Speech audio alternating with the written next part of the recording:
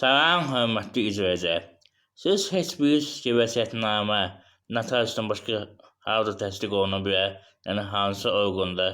Və ya hörmətli izləyicilər, vəsiyyətnamə hansı halda ləğv oluna bilər? Etibarsız hesab oluna bilər. Eyni zamanda vəsiyyətnamə üzrə vəsə olduğu halda digər vəsələr nə qədər paylaşır? Bütün bunlar haqqında mən hüquqşünas Zaur Seyidzadə bu videoda məlumat verəcəm. Kimə maraqlısa videonun sonuna qədər izləsin. Əgər yox, fərqli qaydada məsləhət istəsiniz, telefon nömrəm videonun izahı yerində qeyd olunub YouTube kanalında, eyni zamanda YouTube kanalı şot bölməsində istənilən videonun üzərində var. Əvvəlcədən qeyd edin ki, suallarınızı səsli mesaj formasında, yəni WhatsApp-a göndərin, mən cavab verim. Bundan əlavə qeyd edin ki, YouTube kanalına abunə olan şəxslər üçün telefonla hüquq məsləhətinin verilməsi 10 manatdır və əlavə olaraq da ərizəyə yazıb e-mail, WhatsApp ünvanına göndərirəm. Belə keçən mövzuya hörmətli izləyicilər, vəsiyyətnamə notariusdan başqa halda təsdiq oluna bilər.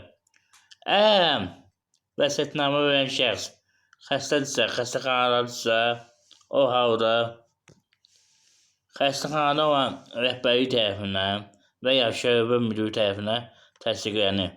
Hörmətli izləyicilər, insan da ola bilsin əməliyyata gedir, özünə etibarı yoxdur ki, əməkdən sağ çıxa bilər və yaxud da belə deyək, xanım olması vəsiyyətnamə verməsi. O halda mütləq şəkildə xəstəxananın rəhbərliyi dediyim kimi və ya şöbə müdiri təsdiq edir. Bir sözlə, yəni möhür kimdədirsə o təsdiq edir.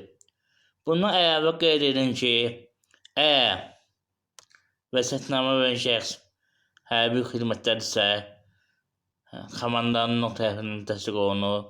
Əgər o cəza çəkmə məsələsindədirsə, o halda da cəza çəkmə məsələsinin rəhbərlik tərəfindən təsdiq olunur.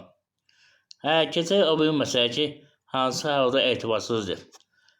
Bir neçə şərtlər var, hörmətli izləyicilər. Əgər vətəndaş hüquqi cəhətdən fəaliyyət qabiliyyətsizlik hesab olunursa, yəni vəsiyyətnamə verən şəxs, o halda məhkəmə qərarı var ki, bu fəaliyyət qabiliyyətsizliyidir. O halda vəsiyyətnamə ləğv olunur. Əgər yox, məhkəmə qərarı yoxdursa, mübahisə gedir və mübahisə zamanı sübut olunur ki, fəaliyyət qabiliyyətsizliyidir, onda da ləğv olunur. Və ya vətəndaş məsəl üçün deyək, 2020-ci ildə bir vəsiyyətnamə verib, 2022-ci ildə bir vəsiyyətnamə verib, o halda da son vəsiyyətnamə əsas götürür, hörmətli izləyicilər. Və onu qeyd edin ki, bəzi şəxslər deyir ki, əlilliyi olan şəxsi vəsiyyətnamə verə bilərmi və yaxud da verə bilməz. Verə bilər, hörmətli izləyicilər. Dediyim kimi, əgər fəaliyyət qabiliyyətsizlik elan olunmuşsa, fəaliyyət qabiliyyətsizlik əmək qabiliyyətsizlik başqa şeydir. Yəni fəaliyyət qabiliyyətsizlik psixoloq cəhətdən özünü idarə edə bilmir, psixi cəhətdən. Əmək qabiliyyətsizsə, belə deyək, mənim kimi arabasında ola bilər və yaxud belə deyək, hansısa bir başqa orqanı işləməyə bilər. Hörmətli izləyicilər, bunu mən öz təcrübəmə əsasən həm əl arabasında olan şəxs kimi deyəm, həm hüquqşünas kimi deyəm, həm əl təşkilatının rəhbəri kimi deyəm ki, əlilliyi olan şəxs vəsiyyətnamə verə bilər. Amma dediyim kimi, digər məsələ keçirəm, hörmətli izləyicilər.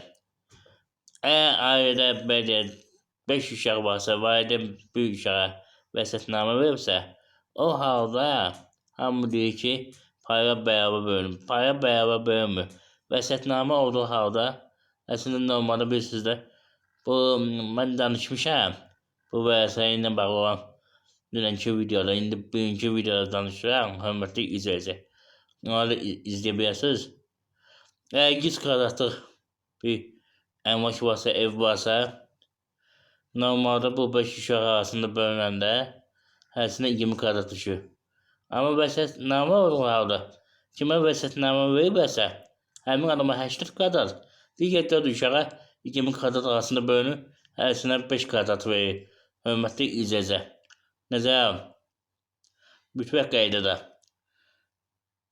Və onu da qeyd edin ki, dediyim kimi, vəsiyyətnamə, bir neçə vəsiyyətnamə olduğu halda etibarsız hesab oluna bilər.